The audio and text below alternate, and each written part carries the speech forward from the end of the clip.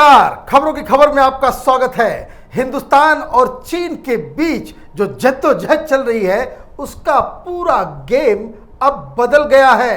कई सारी खबरें आ रही है जिसे सुनकर आपका कलेजा भी गदगद हो जाएगा। हिंदुस्तान की सरकार ने surface to air missile border पे तैनात कर दिया है।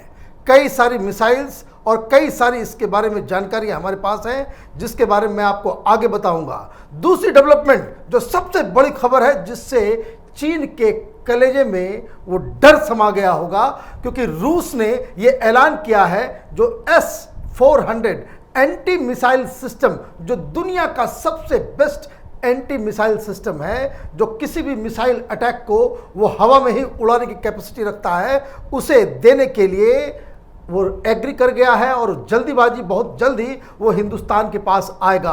और इस बारे में जो रक्षा मंत्री राजनाथ सिंह हैं वो मॉस्को जा रहे हैं जहां इसके बारे में बातचीत होगी। इस बीच बहुत सारे एयरक्राफ्ट्स और जो मिलिट्री हार्डवेयर और सॉफ्टवेयर की ज़रूरत है जो हम लोग रशियन वेपन्स इस्तेमाल करते हैं, उसके लिए भी रूस हमारी मदद करने के लिए तैयार हो गया है। लेकिन ये सब जानकारियां मैं आपको इसकी डिटेल आगे बताऊंगा। लेकिन आज हमारे पास एक ऐसी जानकारी है जिसे सुनकर आपको समझ में आएगा कि चीनी सेना किस तरह डर और दहशत के माहौल में वहां थर-थर कांप रहे हैं। और इसके बारे में खुलासा कैसे हुआ, आपको याद होगा कि यह खबर आई थी कि 10 हमारे सैनिक चीनियों के कब्जे में थे। 60 घंटे तक वो चीनियों के कैंप में रहे। उसी तरीके से बहुत सारे चाइनीज जो सैनिकों को हम लोगों ने बंधक बना लिया था और 60-70 घंटे के बाद इन दोनों को आपस में हम लोगों ने एक्सचेंज किया। तो कभी भी जब दुश्मन के कैंप में हमारे सैनिक चले जाते हैं, जब वो वापस आते हैं तो इमीडिएटली उनको तैनात नहीं किया जाता है। उसके बीच में एक प्रोसेस है जिसको कहते हैं डीब्रीफिंग। इसका मतलब ये होता है कि वो जो 60 घंटे उस सैनिक ने जो वहाँ पे बिताए हैं उसमें उसका साइकोलॉजिकल मेकअप, क्या क्या घटनाएं हुई, टोटल चीज़, इसमें साइकोलॉजिस्ट, इसमें सीनियर ऑफिशियल्स, सारे लोग उससे बातचीत करते हैं ताकि ये समझा जा सके कि कहीं ऐसा तो नहीं है कि वो फिर से हमारी जासूसी करने लग जाए या उसने पाला बदल लिया। बहुत सारे सवाल जवाब होते हैं। ये मिलिट्री ऑपरेशन का एक हिस्सा है। जिस तरह से अभिनंदन पाकिस्तान में वो पकड़ा गया, लेकिन जब वो वापस आया तो उसकी भी डीब्रीफिंग हुई थी। दुनिया के बहुत सारे आर्मीज में ये एक प्रोटोकॉल है कि बहुत इस तरह के लोग जो दूसरे कैंप में चले जाते हैं फिर उनको तैनात नहीं किया जाता है। लेकिन लद्दाख में क्या हुआ, ये जो हमारे 2 मेजर, 2 कैप्टन और 6 जवान जब वापस लौटे तो इनका हौसला पहले से कहीं ज्यादा बुलंद नजर आ रहा है। और वो क्यों नजर आ रहा है मैं आपको बता दूं। किसी दुश्मन के कैंप में 60 घंटे के बाद बड़े बड़े सूरमाओं के, बहुत बहादुर लोगों के भी हिम्मत वो टूट जाते हैं, उनको डर लगने लगता है। लेकिन जब ये वापस लौटे हैं, जिस तरह की कहानियां उन्होंने बताई और जिस मेंटल फ्रेमवर्क के साथ इन्होंने अपनी डीब्रीफिंग दी है, उससे ये साफ साफ लग रहा है कि ये लोग पहले से ज़्यादा दृढ़ संकल्प के साथ और पहले से ज़्यादा जोश के साथ लड़ने के लिए तैयार हैं। इसलिए उनको इमीडिएटली रिस्टोर कर दिया गया है, वो बॉर्डर पर लड़ने के लिए तैयार हैं। लेकिन सवाल यह है कि उस 60 घंटे में क्या हुआ। उन्होंने बताया कि ये जो 60 घंटे थे चीनियों के कैंप के अंदर, तो ये 400-500 जो चीनी जो गलवान वैली में बैठे हुए हैं, इन लोगों में दहशत, डर लगा हुआ था कि जो 10 लोग यहां बैठे हुए हैं उसको बचाने के लिए फिर से आएंगे, और अगर वो फिर से आ गए तो इनकी तो हालत पस्त हो जाएगी। ये डर क्यों था? क्योंकि डर इसलिए था, इन्होंने जो बताया कि जो आपस में जो वो बातचीत कर रहे थे, जिस तरह का वो पैनिक सिचुएशन था चीनी कैंप के अंदर, तो उन्होंने बताया कि जिस कम संख्या में 50 वर्सेस 350 और जिस बहादुरी के साथ ये लोग लड़े, ये लोग तो निहत्थे आए थे, अनआर्म्ड आए थे, उनको लग रहा था कि यहां कोई मारपीट नहीं होगी। लेकिन जब चीनियों ने उन पे हमला किया तो हमला किस चीज से किया? तो बैट के साथ किया, वो डंडे के ऊपर वो लोहे के वायर्स इन्होंने लगा रखे थे, वो कील ठोक रखा था, उससे उन्होंने वॉर करना शुरू किया। लेकिन ये जो बिहार रेजिमेंट के जो लोग थे ये तो निहत्थे थे। इन्होंने पहला ये काम किया कि वो चीनियों से सीधे भिड़ गए, अपनी जान की परवाह नहीं की, और जिस हिम्मत के साथ ये उस पे टूट पड़े और उनसे उनके ही वेपन को छीना। वो जो डंडे, बैट्स, रॉड्स जो चीनी लेकर के आए थे उसको पटक पटक करके उनके हाथों से छीन कर उस पे उन्होंने हमला किया। और जिस हिसाब से हमला किया, मैं आपको बता दूं, जो इन लोगों ने बताया है, मैं उसका डिटेल बताऊंगा, जो रिपोर्ट हमारे पास है, तो आपको सुन के बहुत ही गर्व होगा भारतीय सेना के ऊपर। ये लोग कम थे लेकिन इन लोगों ने चीनी सेना को खदेड़ दिया। वो डर जिस हिसाब से, दरअसल हुआ ये, जैसा मैं पिछली वीडियो में भी मैंने बताया था कि जैसे ही भारतीय सेना के लोगों ने ये सुना कि उनके जो सीओ साहब हैं कर्नल बाबू, उनकी मौत हो गई है, इनके सिर पे भूत सवार हो गया बदला लेने का। और ये सारे लोग, ये जो 50 लोग जो गए थे वहां पे, इन्होंने जरा सा भी अपनी जान की परवाह नहीं की और चीनियों के ऊपर टूट पड़े। अब देखिए क्या लिखा हुआ है, जो रिपोर्ट है उसको जरा ध्यान से देखिए। They, Chinese soldiers, were very scared during the time our men were in their captivity. They had witnessed raw fighting spirit just hours before, as executed by a few of our men, and the Chinese soldiers were anticipating the same treatment from a much larger number of our men in the next few hours.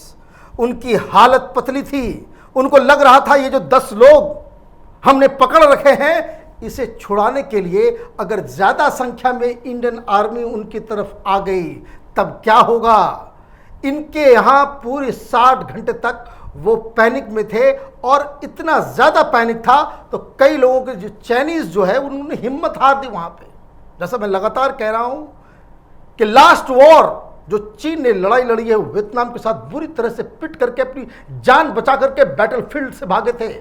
ये सिर्फ हवा इन लोगों ने create कर दिया। दरअसल Chinese के साथ दिक्कत क्या है, ये आपस में ही प्रैक्टिस करते रहते हैं, डेजर्ट में तो पहाड़ियों पे, तिब्बत में उसका वीडियो रिलीज करते रहते हैं। उससे में बिना लड़े हुए खुद को जो है तुर्रम खां समझते हैं।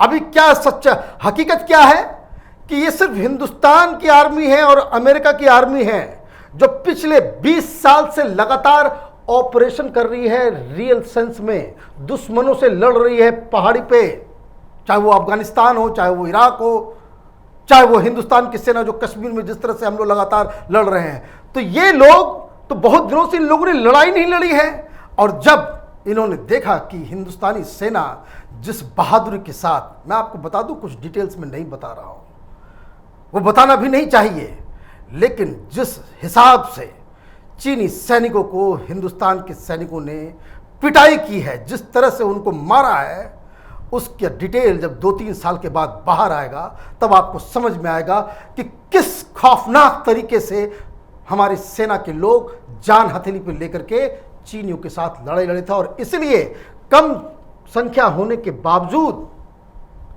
इन लोगों ने एक वॉच पोस्ट जो बना रखा था वहां पे, उसको तोड़ा ही नहीं, इन लोगों को खदेड़ करके गलवान वैली में उनके इलाके तक में छोड़ दिया था। तो ये एक बहुत बड़ा, और इसलिए जो आर्मी का जो मनोबल है, क्योंकि ये कहानी तो बहुत छन छन के आ रही है, डीप ब्रीफिंग के बाद हर मिलिट्री कमांडर जो भी ये 3,500 किलोमीटर के बॉर्डर के साथ जहां भी हमारे आर्मी मैन मौजूद हैं, उनके पास ये कहानी चली गई है कि किस तरह से चीन दहशत में है, और दूसरा कि किस तरह से उनकी पिटाई हुई है ये भी चीनियों को पता चल गया है। 16 डेड बॉडीज जो गलवान नदी में बह करके भारत के हिस्से में आ गया था, उसको बकायदा विथ ड्यू रिस्पेक्ट चीनियों को हम लोगों ने वापस किया है। कई लोग तो छोड़ के भाग गए, कई लोग अपनी अपनी जान बचा करके, जब रियल बैटल हो रहा था, जान बचा करके ये लोग भागे। तो कहने का मतलब ये है कि ग्राउंड में पूरा खेल बदल गया है। ये जो हवा क्रिएट कर रखे थे, ये लेफ्ट लिबरल कबाल और ये वो चाइनीज आ जाएंगे, अब दरअसल हकीकत क्या है, चीनी सेना में इस बात की दहशत है, खौफ है कि भारतीय सेना उन पे टूट पड़ने वाली है। और यही कारण है कि मोदी सरकार ने पूरा जो इसको कह सकते हैं, जब लड़ाई हो, जब रेस होता है तो किस तरह से अंपायर कहता है गेट सेट गो, और वो जो दौड़ने के पहले, तो उसी स्टेज पे भारतीय सेना को सरकार ने तैयार रहने के लिए कह दिया है। अब मसला सिर्फ ये है कि सरकार फिलहाल अभी बातचीत भी कर रही है। यहां सरकार से एक गलती हो रही है। ये जो मेजर जनरल लेवल पे और लेफ्टिनेंट जनरल लेवल पे जो टॉक्स हो रहे हैं, अब ये टॉक्स का समय खत्म हो गया है। अगर टॉक ही करना है तो डिप्लोमेटिक विदेश मंत्रालय से बातचीत करे। पीस को जो है एक मौका मिलना चाहिए, हमेशा मौका मिलना चाहिए। वॉर कोई अच्छी चीज नहीं है, हिंदुस्तान लड़ना नहीं चाहता है, लेकिन अब बातचीत के लिए हमारे जनरल्स को चीनियों से बातचीत नहीं करना चाहिए। भारतीय सेना अब तो बात करेगी तो हथियार के साथ बात करेगी, और उसके अलावा कोई दूसरा चारा नहीं है। और मैं आपको एक बात और बता दूं, वो चाइनीज सोशल मीडिया में वहां पे एक अलग किस्म का बवाल चल रहा है। बवाल इसलिए चल रहा है, ये जो कम्युनिस्ट पार्टी चाइना, ये वामपंथी, इनको लगता है कि अभी भी 1970 में जी रहे हैं। ग्लोबलाइज्ड वर्ल्ड है, इंफॉर्मेशन तो हर जगह पहुंच जाता है। तो जो हिंदुस्तान में जिस तरीके से जो हमारे बहादुर सिपाहियों ने अपने आप की शहादत दी, उसका जो जनाजा जो झूम के निकल रहा है, हर जगह जो तस्वीरें जो आ रही है कि लोग घर से बाहर निकल करके बाकायदा उसको रिस्पेक्ट पे कर रहे हैं, तो इस तरह की तस्वीरें चाइनीज सोशल मीडिया पे काफ़ी वायरल है। और ये वायरल किस लिए है? क्योंकि वो पूछ रहे हैं कि ये तो हिंदुस्तान ने तो अनाउंस कर दिया कि भाई इतने सारे लोग शहीद हो गए।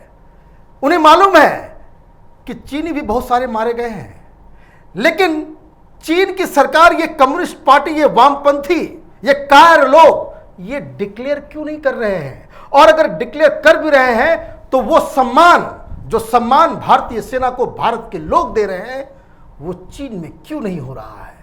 तो कहने का मतलब ये है कि बॉर्डर पर तो पिट ही रहे हैं, और चीन की जनता, उसकी नज़रों में भी चीनी सेना बिल्कुल धरातल रसातल में चली जा रही है। उसकी साख खत्म हो रही है। जिस तरह से कांग्रेस पार्टी की गति हो रही है हिंदुस्तान में, कम्युनिस्ट पार्टी की वही हाल चीन के अंदर हो रहा है। गेम अब बदल गया है। बहुत सारे नए नए डेवलपमेंट्स हो रहे हैं। अमेरिका से भारत को मदद मिल रहा है। रूस, बहुत सारे, मैं देख रहा था 4 दिन 5 दिन पहले, बहुत बड़े बड़े एनालिस्ट पैदा हो गए देश के अंदर में, जो ये बता रहे थे कि भाई रूस आपका साथ नहीं देगा। लीजिए, आज खबर आई है कि रूस ने ऐलान किया है कि जो डिलीवरी करने वाला है S-400 एंटी मिसाइल सिस्टम, जो दुनिया का सबसे बेस्ट है। इसका कहने का मतलब यह है कि वो वैसा सिस्टम है कि चीन की तरफ से कोई भी मिसाइल वो वहां से जमीन छोड़ करके आसमान में उड़ेगा, हमें मालूम चल जाएगा। हमें सिर्फ मालूम ही नहीं चलेगा, हम उसे हवा के ऊपर ही, चाइनीज बॉर्डर के अंदर ही उसको खत्म करने के लिए सक्षम हो जाएंगे। और रूस ने कहा है कि ये जो एंटी मिसाइल सिस्टम है वो जल्द से जल्द हिंदुस्तान को दिया जाएगा। बहुत सारे सुखोई विमान मिल रहे हैं, मिग विमान जो है उसकी ज़रूरत है, वो भी इमीडिएटली रूस की तरफ से आ रहा है। और तो और फ्रांस ने भी कहा है कि अगर स्थिति बिगड़ती है तो वॉर रेडी जो राफेल विमान है वो हिंदुस्तान की वायुसेना को इमीडिएटली वो सप्लाई करने के लिए तैयार है। कहने का मतलब ये है कि चीन जो गुंडे के जरिए हिंदुस्तान की ज़मीन को हड़पना चाह रहा था, तो चीन को अब शायद इस बात का अंदाज़ा हो गया है कि हिंदुस्तान अब पीछे नहीं हटने वाला है। यहाँ एक मजबूत सरकार है, यहाँ कांग्रेस पार्टी की सरकार नहीं है जिसके साथ कम्युनिस्ट पार्टी ऑफ चाइना के कुछ करार थे। ये 1962 भी नहीं है कि जिसमें आप कहीं भी घुस जाएं और हिंदुस्तान के ज़मीन को आप हड़प लें। हमारी नज़र इस खबर पे बनी रहेगी।